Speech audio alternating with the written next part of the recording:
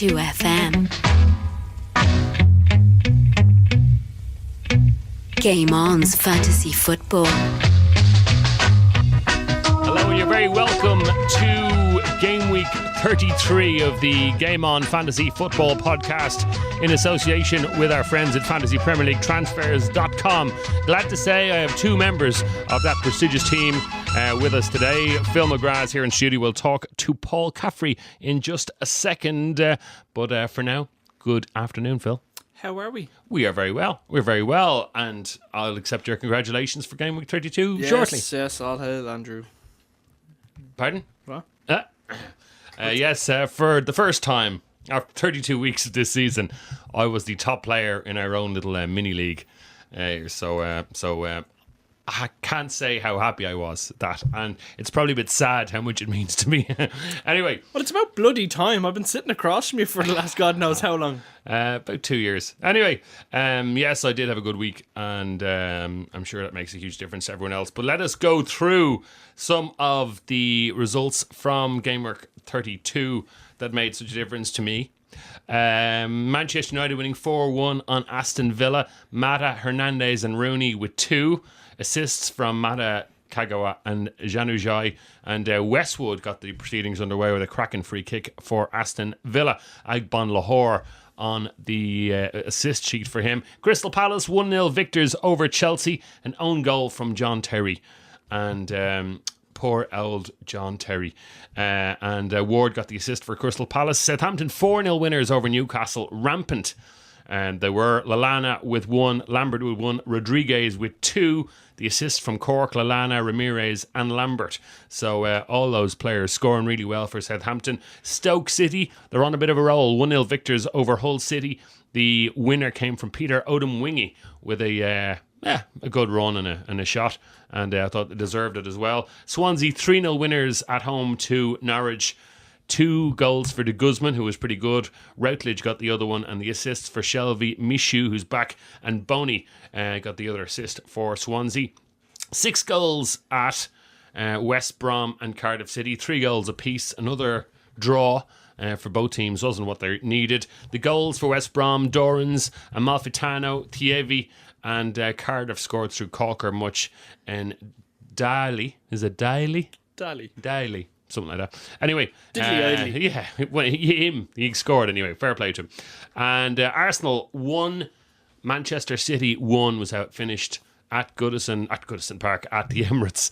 Flamini got the goal for Arsenal after Silva put Man City ahead, but they couldn't get that second all-important second goal, and it finished 1-1. Not the result that either team would have wished for. Podolski and Dzeko got the assists there, by the way. Fulham 1, Everton 3. The goal scored from Fulham. Djiga. He denied... Yeah, your man. He denied the Everton defenders their 4 points for the clean sheet. Morales and Naismith got a goal for Everton. Stockdale credited with an own goal. Fairly shocking for a goalkeeper. But anyway, it happens. Assists for Baines, McGeady and Naismith for Everton. A couple of points earned there. Liverpool 4-0 winners over Spurs. It just gets better and better for the team at Anfield. The goals from Henderson, Coutinho and Suarez, and an own goal from Kabul finished off the proceedings for Spurs. Assist for Johnson, Flanagan and Suarez. Again, a lot of our favourite players scoring points there. And poor old Sunderland went down 2-1 at the hands of West Ham at home.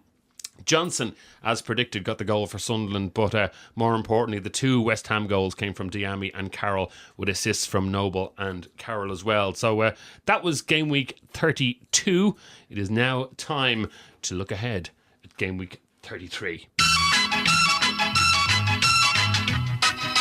All right, Game Week 33. It is time to bring Paul Caffrey in from a mysterious location in the UK. Paul, how are you? Good afternoon.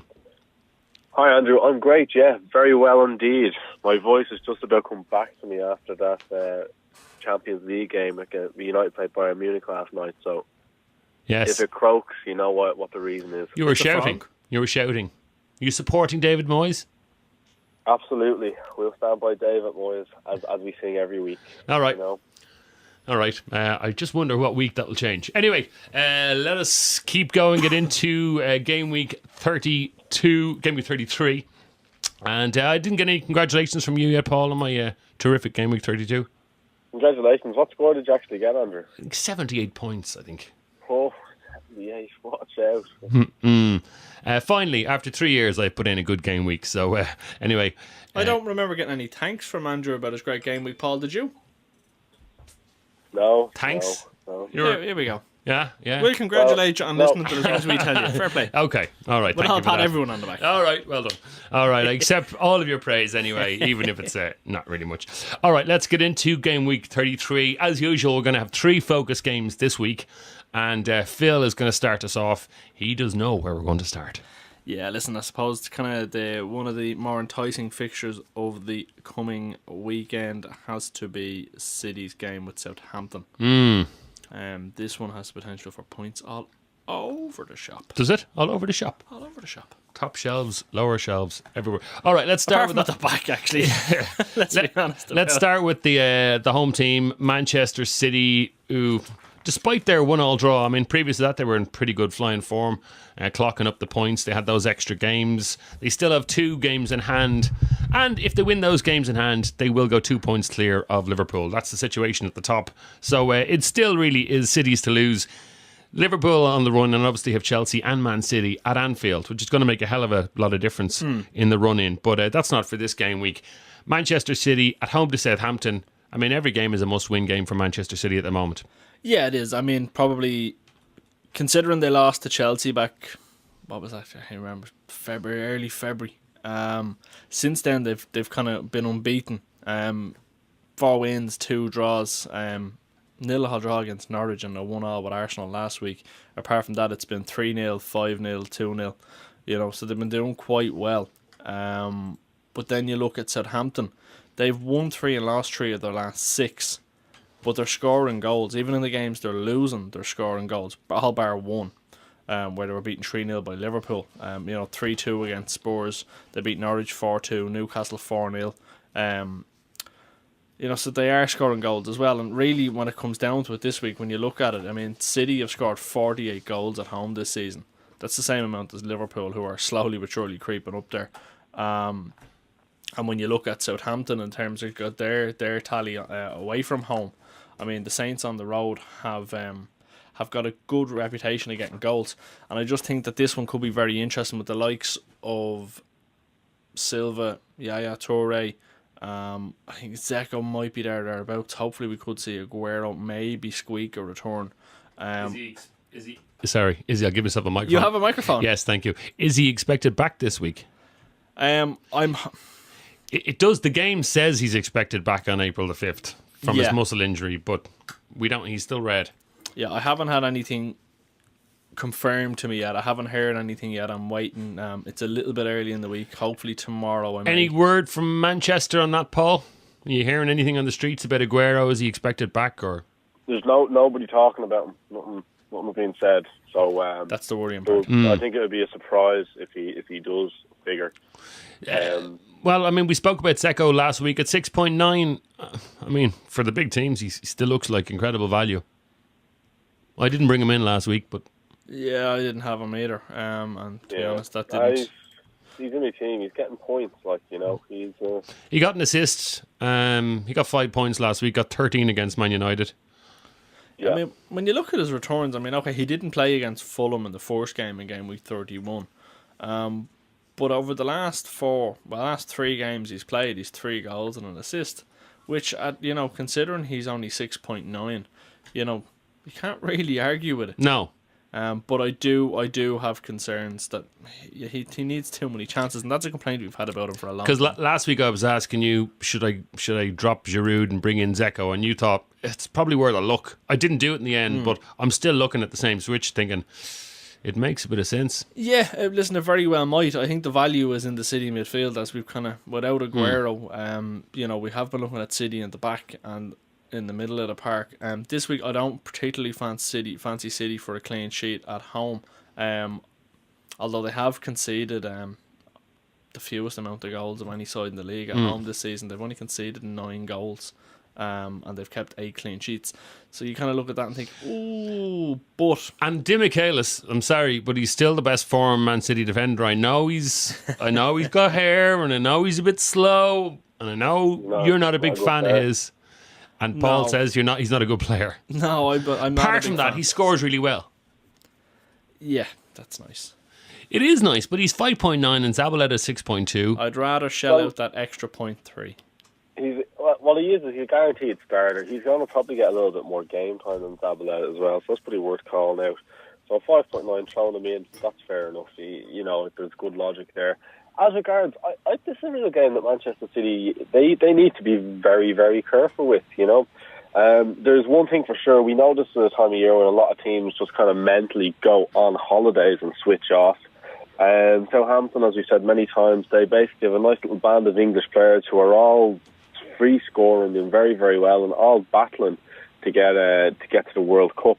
So they are going to keep putting in performances and scoring goals week in, week out to sway Roy Hodgson, because he probably has a choice to make. Rodriguez, in truth, he's probably maybe 24th, 25th man to go to the World Cup, not quite in the squad yet. You'd say Lallana is in there, and then there's a couple more as well. So with that thinking, would you bring Lambert or Rodriguez, Paul, if you were Roy Hodgson? If you had to pick one of them, if I had to pick one, who would you like seeing? If you were Roy Hodgson, who would you want to see getting off that plane?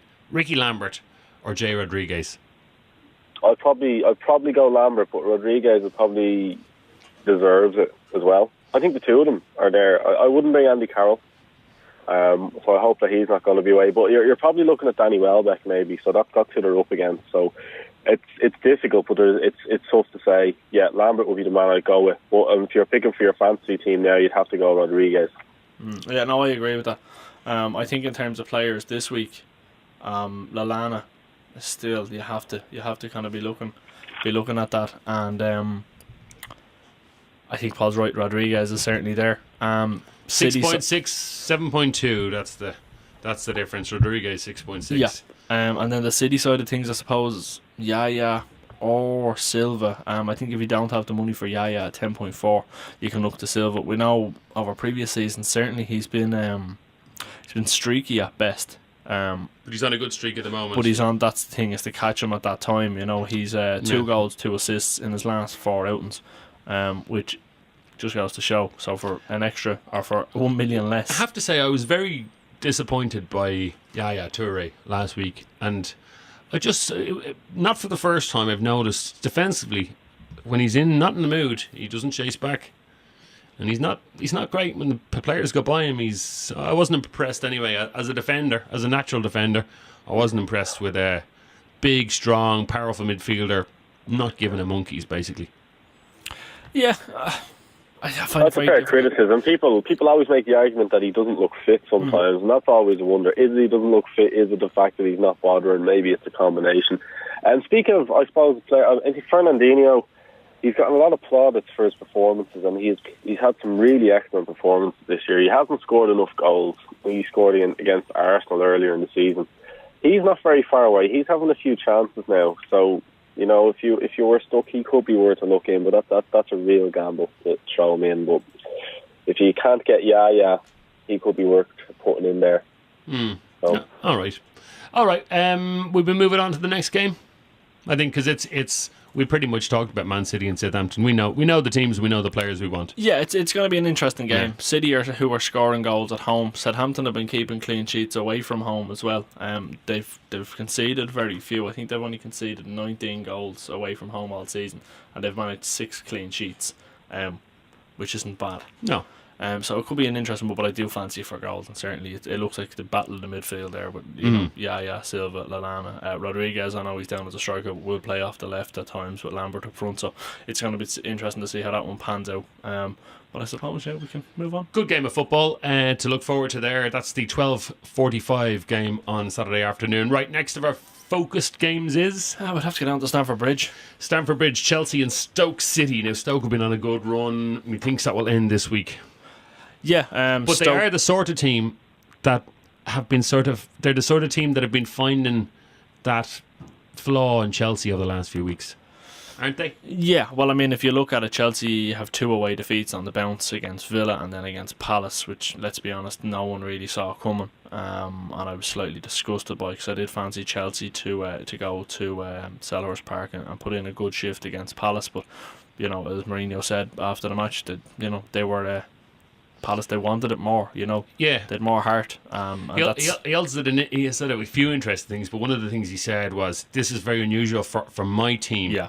To be beaten for heart and for for will, and I thought it was interesting because it's basically saying, I'm only in there a year, this isn't my squad.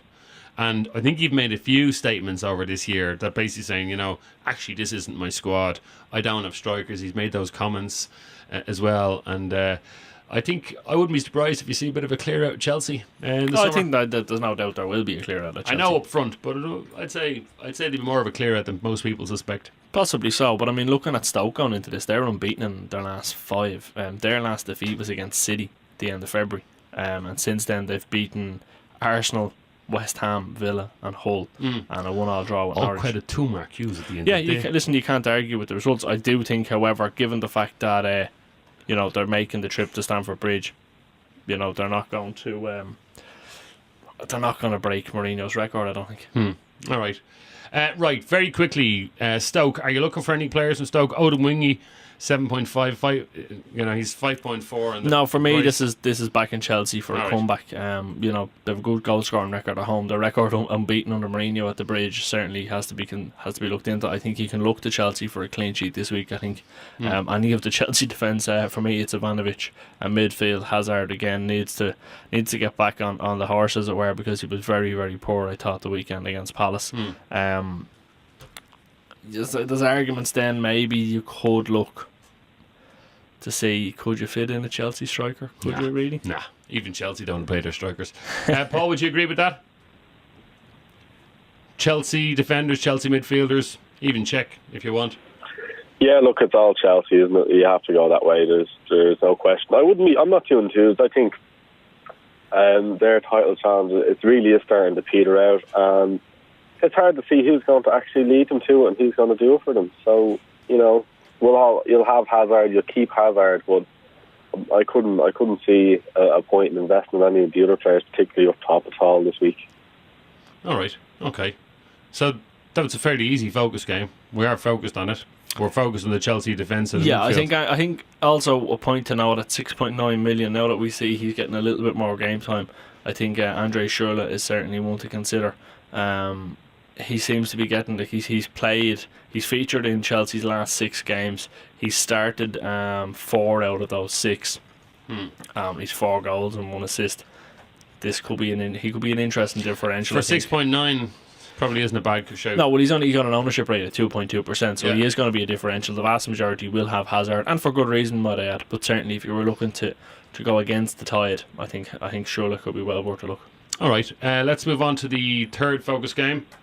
Everton-Chelsea. Why not? Has to be, really, doesn't it? Yeah, it kind of does. This one for me, again, along with City and Southampton. Everton-Arsenal.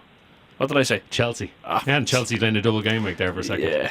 That'd be nice again. It would maybe, be. It possibly. would be. Everton Arsenal. Apologies to the Arsenal supporters out there. At Goodison Park. Yeah, at Goodison. Everton go into this one unbeaten in their last 5. In fact, they have 5 wins on the bounce. Arsenal, of course, have only got 2 wins in the last 6. A 1-1 draw against City, which in fairness to them was a good point. But a 2-2 draw against Swansea before losing 6-0 to Chelsea. So, I think Arsenal's title challenges are certainly. It's gone. It's gone. Yeah, they can't win the league. Yeah, they agree. are. I also agree, and I actually think it's Everton's game to go and impress because they still have a lot to play for. Well, this is the battle for 4th. So, will Arsenal keep Everton out of 4th place, Paul? I think that's the question here, and this is what they're looking for. This is Champions League all over. Yeah, you've summed it up perfectly there. Thanks. What are we going to see? We're going to see Arsenal need to show a bit of heart. They didn't show any heart against Chelsea, against Mourinho. Well, that's it. That's it. That's all they need. Poor El Tin Man. Yeah. So, I mean, Tin, I'm actually thinking of making some Tottenham Hotspur jokes about Tim, but we'll probably slag him later. Yeah, so I mean, looking at that, what's going to happen here? We know what Everton are all about. They're well organised. They're going to attack. Whereas if we look at Arsenal, they have their weeks. They're up and down. I would expect this to be the kind of game where they'll actually dig their heels in and get a result. Against Manchester City, I thought they were going to get absolutely hammered, especially the first kind of 15, 20 minutes. They were losing. You were just looking at the game thinking, here we go again. Didn't happen, and they fought on well, and they got the draw, which was great credit to them. As regards, your fantasy points, I wouldn't be going clean sheets anywhere in this. I'd be seeing, I suppose, goals, and then I'd probably be looking more towards midfielders than strikers, really. And then it's kind of a mixed match because all of the midfielders, they're good at scoring goals. There's none that I would say are great. So off that, then it's a choice of a number of some. What way would you see it going? Well, Barkley's injured. Yeah, and that's a big issue. So and that's one of the reasons I wanted to bring this game up. But he's a calf injury. He's not going to make it back. There's an outside shout, but I'm going to tell you now, he won't play. So basically, the midfield is going to be Barry and McCarthy in front of a back four, and Morales and McGeady or Osman. I'd say you'd probably go with McGeady. I think McGeady did well when he came off the bench last time out. So I'd be surprised if he dropped Osman now. Well, anyway, McGeady came off the bench and got the assist last week. So it was if you look at the substitutes he made last week, Morales came on for 23 minutes and scored a goal. Right. McGeady came on and assist. And Naismith, who was man of the match, came on. Casper, 46 minutes. Yeah, very friendly. I think Morelos. Delafeu didn't play badly either, has to be said. I think Morelos is probably the one to look at. See, Delafeu was down as a striker, and that just completely throws him out. Yeah, you can't have him. Whereas Morelos at 7.5 is still one to consider. Barkley, obviously, like I said, isn't going to make it. At 8.8, Lukaku is still there or thereabouts, but I am beginning to lose patience, and that is a problem. What? Well, the goals are coming from the midfield, I think, and you want a striker to be out and out. Well, no, he's got three. I thought Lukaku was awesome, so I thought you were all about the Lukaku. Nothing else but Lukaku. The sarcasm in there. Well, listen, he's still got 3 goals and assists in his last 5 games. Last 5 games. Not a bad return. No, not a bad return. However, I think he's getting chances to score more, and he's not taking them, and that's what's very frustrating to watch. And that's what's annoying me. And so this is your third striker role, really, isn't it? But the problem because you've got Rooney and a Liverpool player. You've got Rooney and Suarez. But the problem I have then is I go, okay, I sell Lukaku, and I'm gonna sell him, and I will get 8.6. So he's 8.8 now. Zeko, then, so I get 8.6. So who do you get in? That's it. Jay Rodriguez or Zeko. Rodriguez or Zeko. That's it. And I don't know. Now, having said that, City do have 2 doubles left to play. Yeah. So I'm gonna load up there. So maybe that's the move. When is that double game week for City? Is it? City have one next week. I think. Let me just double check. Game week 34. Yeah. Liverpool and Sunderland. Yeah. Which is going to be very, very interesting. Yeah. But then the other two very difficult games. Yeah. And then their other double is Everton and Villa in game week 37. But listen, one handy game.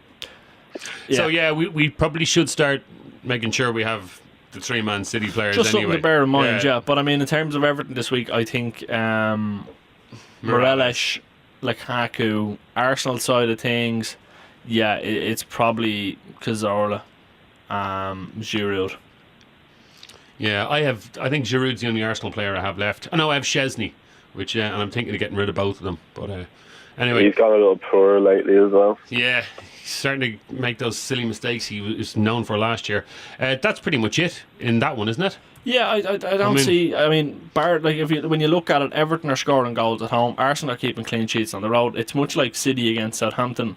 It's going to be one where goals should be thereabouts. All right.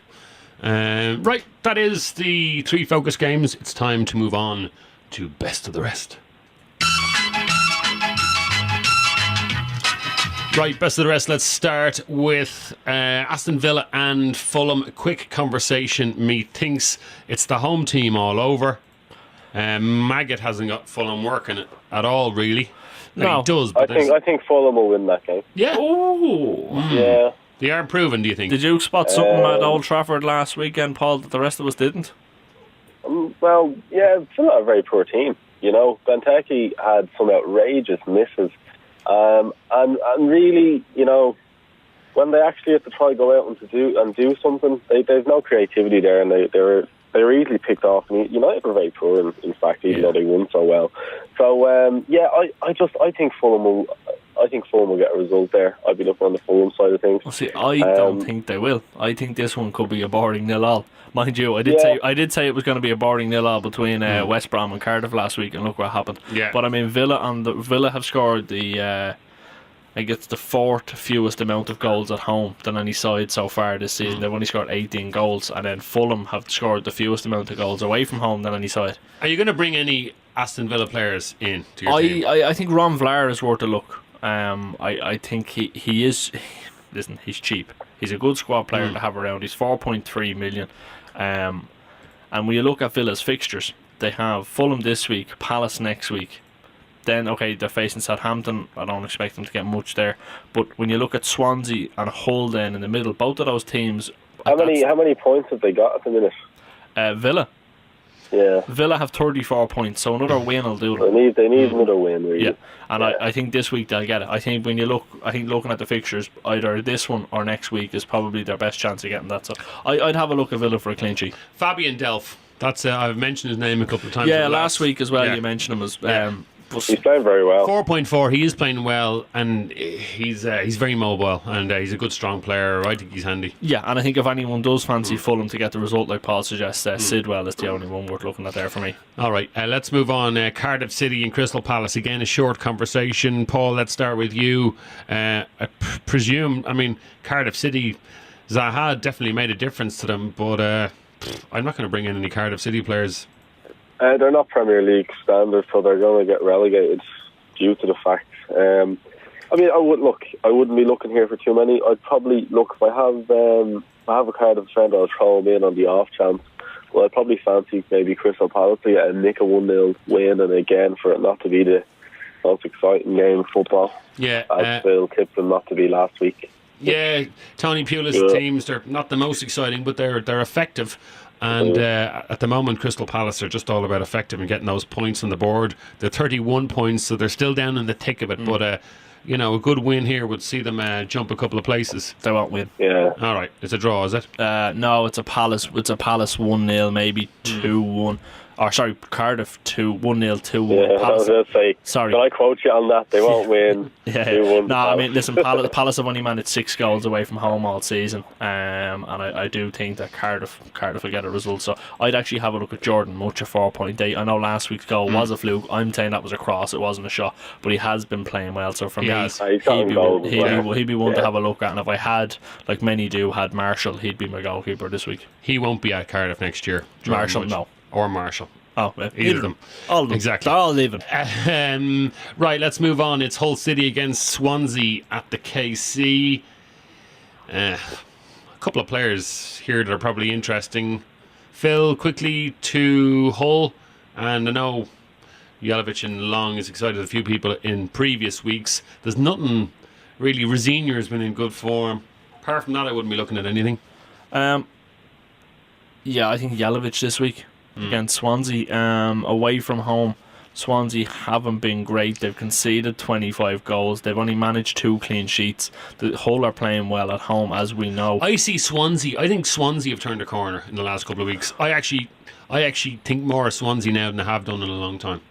Yeah, but see, my problem with Swansea was that they were lacking that edge up front, and Michu being off form and then injured obviously didn't help them. Boney was trying to carry it up front, but their defence hasn't changed. No, and that's why I would predicate this week's results. Yes, there's been change. The midfield is working better. Michu's back in there, and Boney's still in great form. And I think the bit of momentum they got last week, I wouldn't be surprised if we got an away victory here.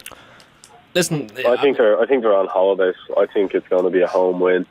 That performance was very, very good, and yeah, if it was earlier in the season, I'd be saying absolutely. Swansea have woken They've up. They've only 33 points though. Football. They lose. Yeah, that's they're the not problem. Safe. No, and that's the conversation that's been had, is that they're not too good to get down. Listen, at 8.4, Michu is very, very expensive, but I will be thinking that we could see something from him. We've Hull this week, Chelsea, Newcastle, Villa. Fits your budget there, does he, when you sell Lukaku at 8.6? Yeah. I mean, look at Swansea's running. They've Hull this week, then Chelsea. Okay, I don't expect them to get much at Chelsea, but then it's Newcastle, Villa, Southampton, Sunderland. Southampton will be safe, Villa will be safe, and Newcastle are safe. Newcastle and Villa, they'll so definitely I think beat them. Michu could be worth it for the last couple of weeks. All right, let's move on. St James's Park, Newcastle and Man United. Usually a fixture that gets a good few goals. It's usually a high score. We predicted, by the way, 2 goals for Wayne Rooney last week. How many did he score? 2. Well done us. Right, Newcastle at home. Very quick answer to this. Move on. They're on holidays. Yeah, United clean sheet. Performance last week was dire. Yeah, United clean sheet. United on a high after a great Premier League win and then a brilliant draw against Bayern Munich. United will get a. This isn't going to be a rout. United will just about do it. A lot of energy spent over the midweek. The best man to have a look at is Everett, who was suspended for the Bayern game. He's had plenty of rest because he was also dropped last week as well because Moyes wanted to give Butner some game time, so he'd be the one to have a look at. And certainly if you've got Rooney playing. What do you think of Butner? I mean, you've seen him live, Paul. I'd be interested. I like his enthusiasm. I like the cut of his jib. Yeah, he's a very energetic player. He uses his pace and strength. Yeah, to make which those Everett doesn't last have challenges. anymore, which is palpable. Yeah. Everett's too bloody slow. But Butner gets himself into trouble because of a lack of experience, but he's young, you expect that. Going forward, he's very sloppy on the ball with possession, and he does give you that feeling that he's going to do something stupid and miss time one of those challenges. All right. He did very well against Munich, fair play to him.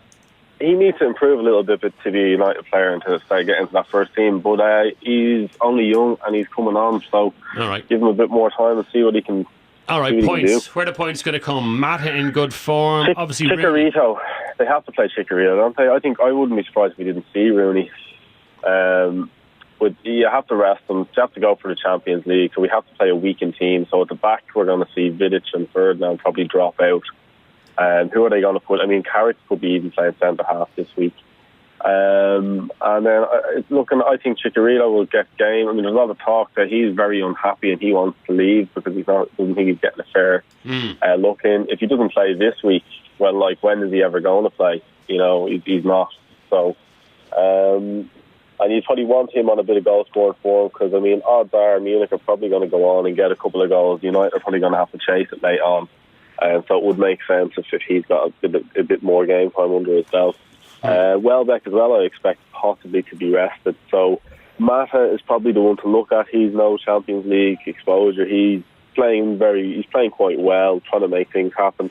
And obviously he got his first goal last week, which although it wasn't the most glorious goal to witness, it was still a good finish nonetheless. So that's where I'd be going for points. And Januzaj, I suspect, should get a bit of game time, even though it's away from home. Right, let's get through these last couple of fixtures quite quickly. Norwich and West Brom. Norwich clean sheet, nothing else. Norwich clean sheet, so maybe a Norwich Ruddy, defender. Olsen. Yeah, whatever your squad players are in there. West Brom, no.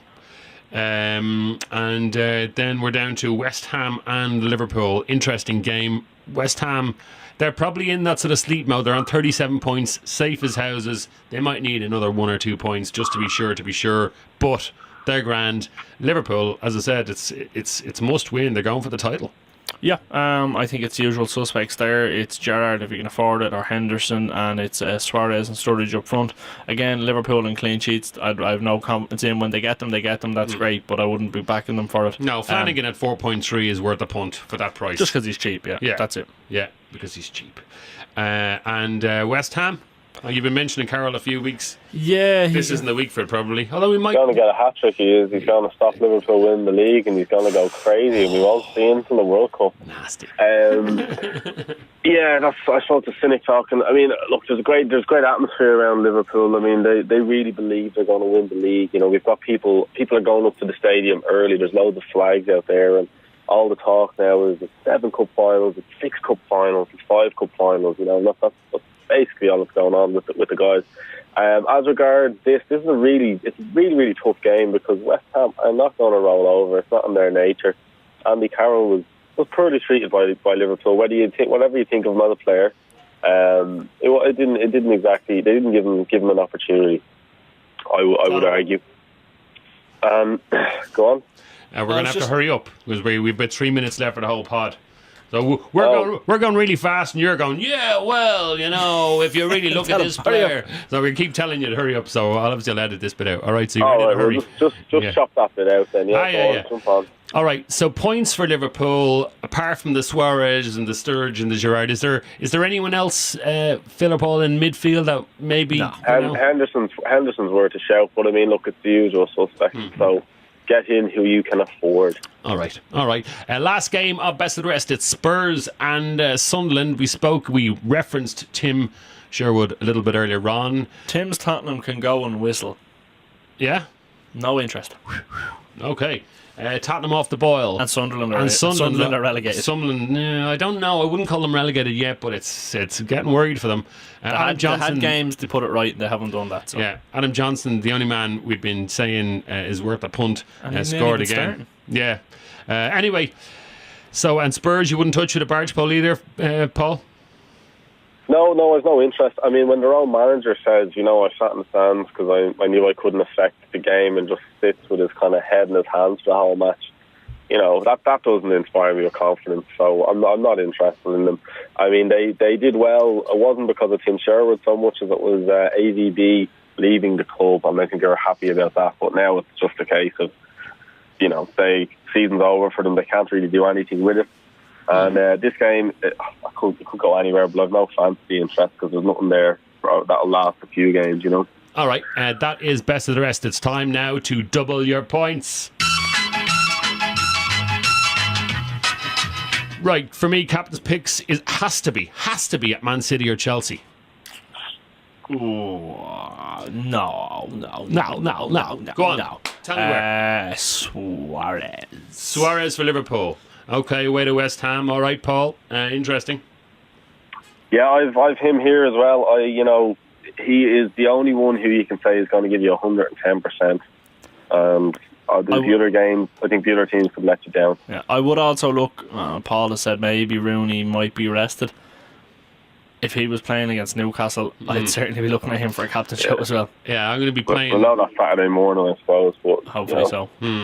Sturridge as well. If you don't have Suarez, don't be afraid to captain Sturridge. Of course, either one of those two. Yeah. In fact, I think over the course of the season, Sturridge has done better away from home than Suarez has. But listen, the breakdown is fairly good. I would think possibly of a Chelsea player as well. They're at home to Stoke City.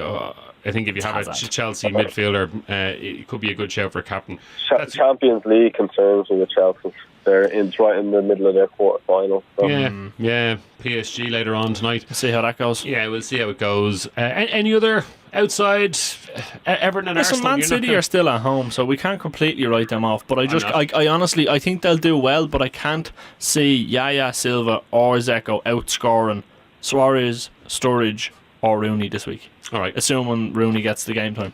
Okay, let's leave it at that. Only time to tell you about, as usual, Live Time is on the Twitter machine. And on Saturday morning between 10:30 and 11:30. Paul will not be doing it. It will be Phil. Yep, I will be on the Twitter machine on Saturday morning answering the questions. And are you making the trip up to Newcastle this week, Paul? Paul? He's gone. He's gone to Newcastle. Have you gone? Yeah, I'm here. No, I'm not going to go to Newcastle. Phil, are you in Newcastle this weekend? No, I'm not in Newcastle for another couple of weekends. All right. Okay. All right. No, I'm not going to be there, so... All right. Right, folks, thank you very much for joining us, and hopefully I'll have another fabulous game week. Fabulous. And you can be... equally stingy in your congratulations next week. Thank you very much for all the advice, by the way, to both of you. Hey. You really make a difference to my sad little life. You never listen. That's the problem. Right, we're going to get some something between that earwax there. Yeah. Yeah. Well, good luck with that. See you later, boys. See you later. Thanks, lads. It was only one.